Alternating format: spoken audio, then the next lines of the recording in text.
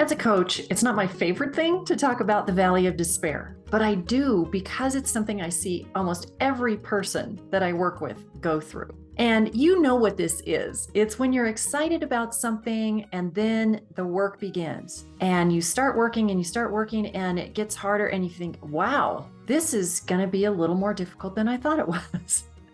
Maybe your confidence wanes. Maybe doubt comes in. I see it every single time. Sometimes it doesn't happen till quite far down the road during someone's book writing process. And sometimes it happens almost right away. Megan sent me this clip to tell me about her experience when she first sat down to write.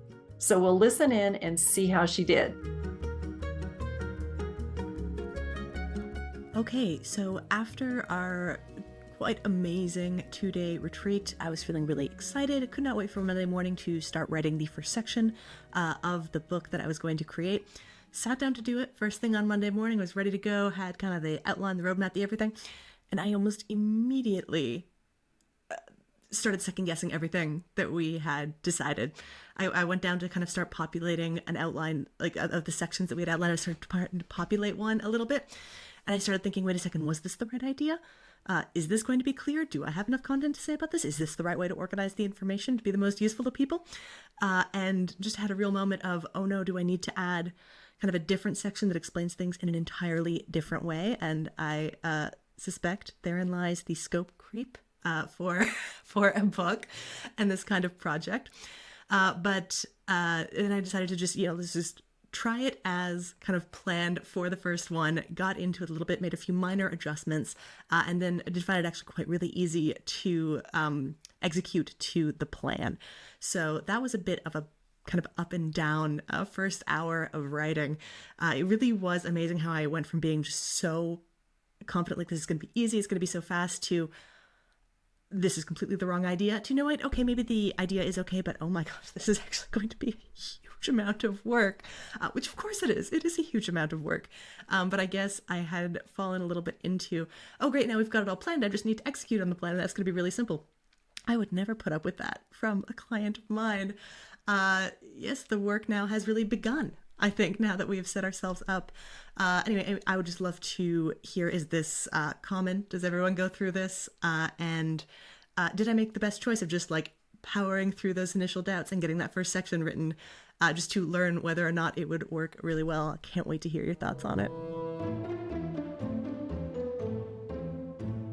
So, Amy, what do you think? Megan, I really appreciated you leaving me that video because it really put me in the moment with you when you were kind of experiencing the ups and downs and all the things. And I love your questions. So we'll go through that stuff. But yeah, I really appreciated you just coming out with it all because, you asked at the end, is this a common thing? And yes, indeed, it is something that I talk about kind of up front with people about what I call the valley of despair. And I know that sounds kind of dramatic, but it actually is a psychological process that people go through whenever we take on a big project that's kind of scary, right? So, or even like a big trip, sometimes when you go on a big trip and you have all these high expectations, at some point you have a letdown, right? Or your question is, should I have come to this place? Should I have done this? Same kinds of things. And I call those things fear dragons, right? And yeah, so I call them fear dragons because they seem to kind of circle around. And then when they find a little weakness, they're like, they come right in and pounce on you. And that's exactly what was happening. You said second guessing, and that's a great way to put it because in your head, you're thinking, is this just a dumb idea? Should I even be doing this? Am I talking about this stuff? Do I know enough? Do I have enough content? All those things. So yes, it's very common. You are not alone. You were diving down a little bit into the valley of despair, aided by your fear dragons. So does that sound like an accurate description? Yeah, it did. The valley theme seems particularly appropriate of a description, because it really was like an up and a down going into and out of a valley, and just multiple times over the course of like one work block, which is not a level of like emotional shifting I'm used to in the course of doing work. And I did want to, the last question I'd ask is, was just kind of plowing ahead and getting some stuff done regardless of the site. Was that the best choice to have made, or are there other strategies to kind of beat the dragon in the valley? Yeah, so I'll kind of put that back on you, put my coaching hat on, and say, how did it work for you? How did that is that normally how you handle things, or what other options were you looking at? Oh, I mean, I guess it kind of like it is what I normally would do, is just let's at least do it and see how it goes. We can always decide to trash it later.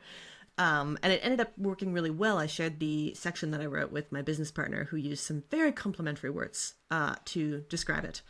And the impact it would make on the future of our business. So that really gave me another bit of confidence. Yeah, that's great. So to answer your question, yes, I think that's absolutely a great way to go about it, because you did have some other options. You could have said, no, I'm going to go take a nap.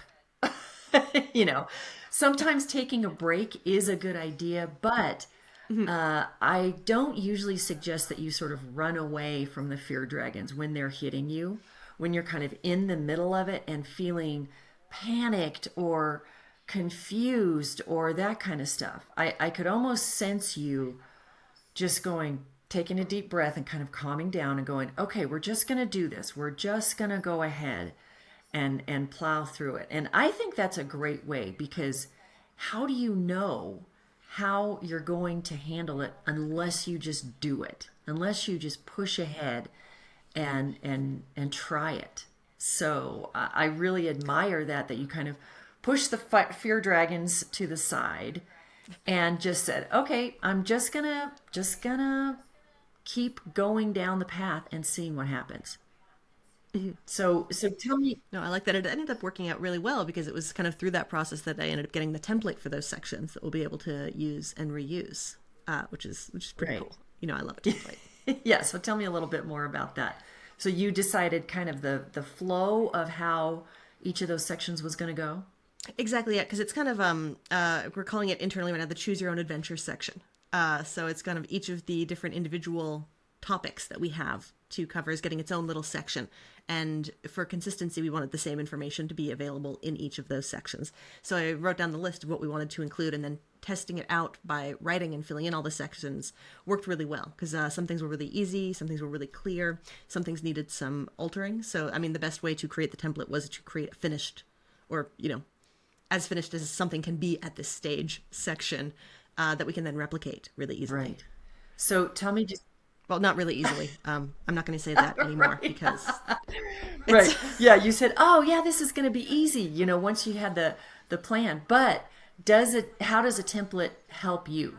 Oh, we talked about this a little bit. Yes, it helps me get rid of the blank page paralysis of like the burden of too much choice and opportunity has never been something I deal with very, very well. So having kind of a structure for, this is what this template needs to contain. This is what is going to be the most useful, the most clear for our reader. And so now it's a matter of, rather than thinking up what I need to say, I am basically answering questions that I posed myself. And that is really helpful to me. Right. It's like the next level of your roadmap. It's the roadmap for each of your sections. So yeah, I think it's really a nice thing that you've done for yourself, and a great thing for any first-time author to have that kind of structure that you make for yourself. So now you're not facing a blank page and going, oh my gosh, what am I going to do here? You already know, and it helps you just bring out your expertise and your experience in a way that's also really easy to read. Which I think that's key too, because I think, and probably I'm not the only author who's dealing with subject matter blindness, and like really knowing so much that things that seem very obvious, of course, to me are not very obvious. Right. They're not obvious to your readers. So, having that expectation of knowing what they're going to get. So once they read one section, now they know in the next section they're going to get all that kind of good information, and be able to compare and contrast those different areas. So it's a real benefit to your reader too. So yeah, it helps you and it helps your reader both. So Well, that's awesome. And so now I've got kind of my template for those sections. I've got a rough idea of what the rest of the book is going to look like per the roadmap that we did on the retreat. And now I just have an extremely aggressive writing schedule for the next 8 weeks. yeah. So you had said, and I hear this a lot when first-time authors say, it's all in my head. The book is all but done. I just need to get it out of, I just need to get it on the paper. And so how are you feeling now about having done this first exercise about getting it from your head and onto the paper? I do feel really good about it. So I think I spent about to get the first section into, I can at least share this with you and I can share it with my business partner. It took about an hour and a half. And I think future ones like of that type will take probably roughly the same time, depending on which one. So that gives me a little more context for how long this kind of initial drafting stage is going to take. Yeah. Yeah. And just from an outside perspective, so I think you created a tremendous amount of content in that time. Yeah. So I think the template helped you, but it's actually a lot of content. So really valuable time spent to create that. And now you'll know what you need to do for each section. So yeah, I think it is a little bit daunting schedule, but you can do it. Well, and an extra benefit that I'm realizing is this is kind of adding a level of structure and clarity to our own work that we've never done before. And so this is going to really have benefits in other areas of the business as well, because we're coming up with other ways to explain it. I mean, almost everything that was in that segment, that could be a social media post, that could be a blog post, that could be part of a podcast episode. So this is really feeding the machine of the flywheel of content for a long time to come.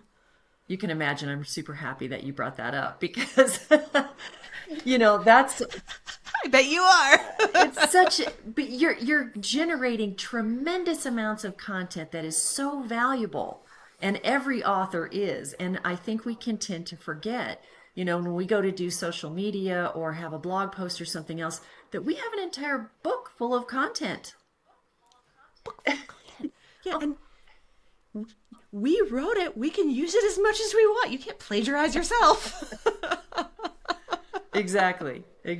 So yeah, I'm glad you're seeing that up front because it gives you, now you know that all the hard work that you're doing now will continue to pay off for a long time. Yeah, absolutely love it. This was great. I would love to keep talking, but I have several segments that I need to write. Yes. Okay. Yes, exactly. Happy writing. I appreciate you, powering through this first part, and I know you'll do great on this next one. So you'll keep me posted on how it's going. I absolutely will. Catch you and everyone watching next time.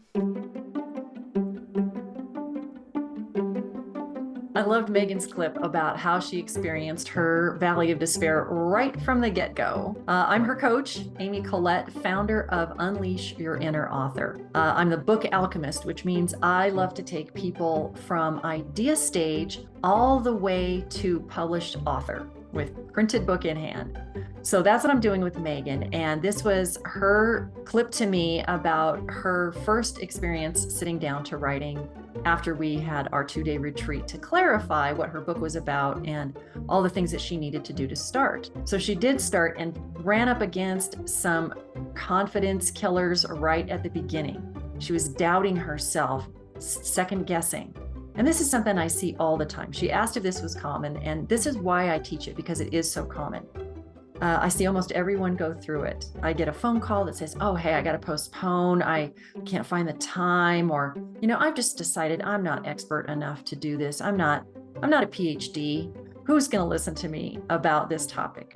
So it can show up as procrastination, as imposter syndrome, as fears of different kinds. But it all encompasses that valley of despair when you sort of hit the rock bottom and go, I don't know if I can do this. And just like Megan did, you can keep going, and pretty soon you start coming up on that upswing of that curve and going back up, getting your confidence back, sticking to it, and getting the thing done. You're becoming an author, and you wrote your roadmap. at the beginning. That's why we do that outline at the very beginning. So now you know what's next. When you hit those hard points, you can keep going because you know what's next and you can find that confidence again. Sometimes it helps to have a coach or someone you can talk to about those times when you're hitting that rock bottom. So I want to congratulate Megan on just churning through it, keeping going, and having a sense of humor about it.